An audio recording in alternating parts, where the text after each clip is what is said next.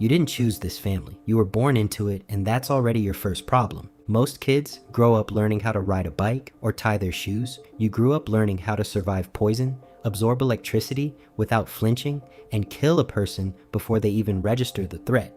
Your entire childhood was a conditioning program disguised as parenting, and the scariest part is that it worked. By the time you're a teenager, your reflexes are sharper than most professional fighters, twice your age, and your pain tolerance is almost inhuman. Not because you were born special, but because the family made sure suffering was your earliest teacher. The Zoldicks don't raise children the way normal families do. They build heirs, and you, Killua, are the one they decided was worth the most investment. That sounds like a compliment until you realize being valued in this household means being watched, shaped, and corrected until there's very little of you left that wasn't designed by someone else. Your transmutation, Nen, eventually manifests as electricity, which feels poetic considering how much of it your body absorbed during training. Godspeed isn't just a combat technique, it's the physical proof of everything you survived to get there. The needle Illumi plants in your head is the part people don't talk about enough. It's not just a manipulation trick, it's the family's clearest statement about what they think you are, a tool that needs a failsafe.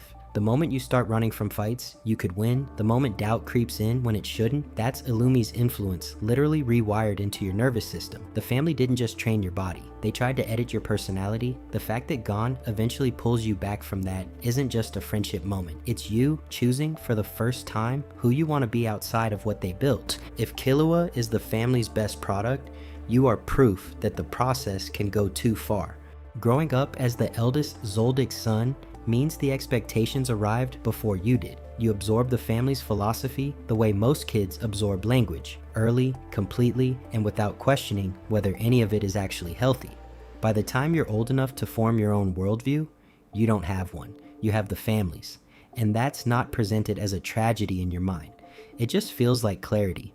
You genuinely don't understand why everyone else makes decisions based on emotion when function is so much cleaner. Your Nen is manipulation based, which tracks perfectly. You specialize in needles that rewrite behavior, disguises that erase identity, and a calm so unnerving that people around you can't tell if you're about to shake their hand or end their life. That stillness isn't practiced. It's the result of a childhood where emotional reaction was trained out of you so efficiently that it barely registers anymore. You don't see people as people.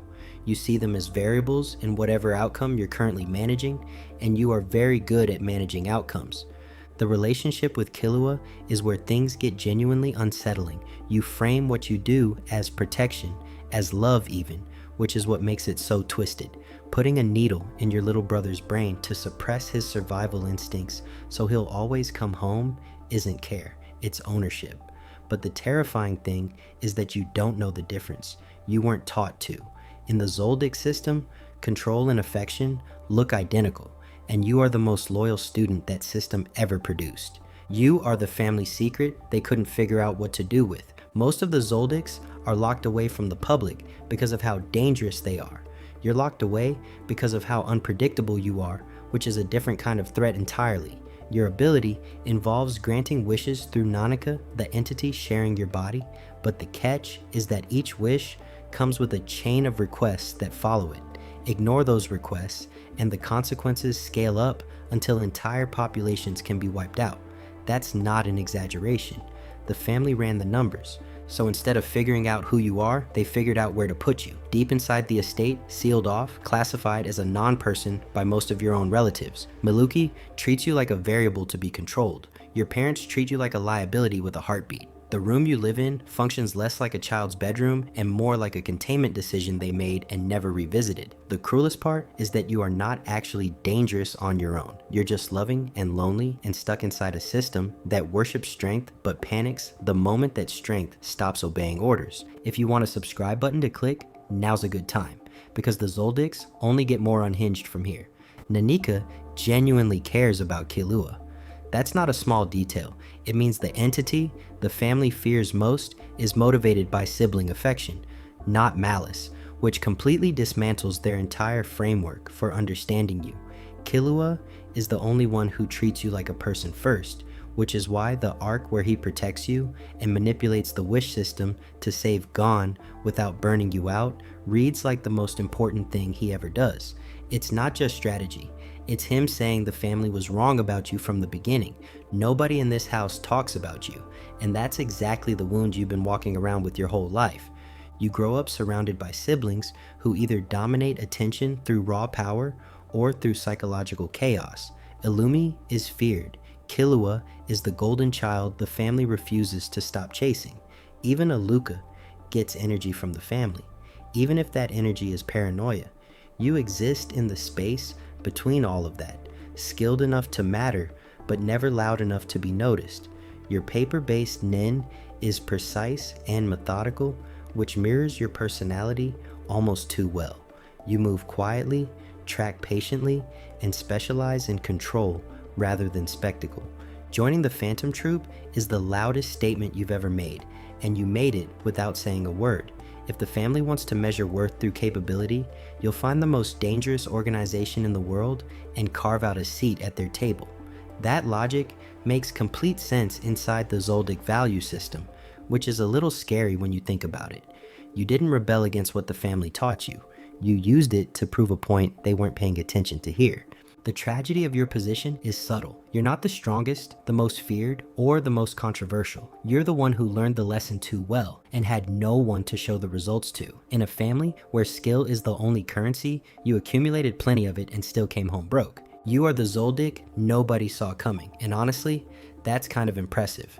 While your siblings were outside running assassination training drills, you were in your room surrounded by junk food, computers, and a collection of things that have no business being in a murder mansion. You are not the physical terror the family name implies, and you made your peace with that somewhere along the way. Your value to the Zoldicks is built on information, technology, and logistical support rather than combat. In an operation that spans the entire criminal underworld, someone has to handle the back end, and you handle it exceptionally well. The surveillance, the weaponry modifications, the black market connections, that's your lane. You represent the infrastructure behind assassination rather than the act itself, and that is still a position of power, even if it doesn't come with the same mythology. What makes you genuinely menacing, despite the surface level image, is that in a family like this, knowing everything about everyone is not a soft skill. Data is leverage, and you have a lot of it. Your treatment of Alluka says more about you than any combat showcase ever could. You see her the same way the rest of the family does, as a problem to be managed rather than a sibling to be known. That's not cruelty born from personal hatred. It's the family doctrine working exactly as intended, which might actually be worse. You built this entire machine, and you understand it better than anyone standing inside it. As the patriarch, your role is not just physical dominance, though you have that in abundance. Your job is continuity, maintaining the Zoldyck reputation, keeping the family relevant in a world full of people who would love to see the dynasty fall, and making sure each child develops into something the estate can use. That's a CEO position as much as it's a parenting one, except the product is fear and the performance review involves body counts. Your relationship with Killua is the most complicated thing about you. You're not emotionally cold toward him the way Illumi is. There's genuine pride in how you watch him develop, but that pride is still filtered through the lens of ownership, because even the warmest thing you can offer is conditional on the family's continuation. You understand the system produces damage. You've just decided the damage is acceptable. The raw scale of your Nin presence reinforces that this is a man who has never needed to convince anyone he was dangerous. You don't perform threat. You are it, and every interaction you have carries that weight without announcing it. At your age, you've earned the right to be terrifying without even trying. Zeno is what happens when the Zoldyck lifestyle survives long enough to become instinct. You don't train for violence anymore. You just carry it the way most people carry old habits. Your dragon-based Nin is ceremonial almost, massive in scale and mythic in appearance, which fits someone who has long since stopped needing to intimidate and simply exists as proof that the family predates most of the threats it currently faces. What separates you from the rest is perspective. You've seen enough missions, enough politics, and enough death to understand when restraint is more effective than force. That makes you feel less like a killer and more like a craftsman who specializes in a very specific and very dark art. The Krallo fight is a clean demonstration of this. You weren't performing, you were working. And there's a calm professionalism to how you operate that the younger generation hasn't fully reached yet. You are the family's proof of concept. Everything they train the children to become, you already are. The family doesn't talk about you much, and that's the entire point. Maha Zoldyck exists at a level of the family tree where most of the information becomes legend rather than record. The details around you are sparse on purpose, because in the world of Hunter x Hunter, mystery is its own form of status. You are old enough that figures like Netero exist in the same sentence as your name, and that alone says more than any detailed breakdown could. What you represent in the context of the family is depth, not depth of character in the narrative sense, but depth of lineage. The Zoldicks aren't just a dangerous family operating in the present.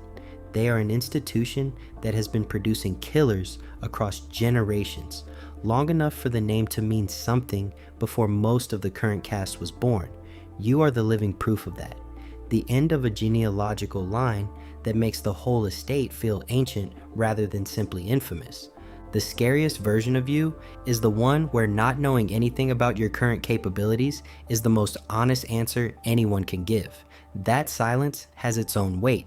Every member of this family is powerful. Almost none of them are free. The Zoldicks trained generations of people to confuse obedience with love and skill with worth. And the results are sitting across that entire family tree in different configurations. Illumi fully accepted the transaction. Killua almost didn't survive rejecting it. Alluka never got the option to choose.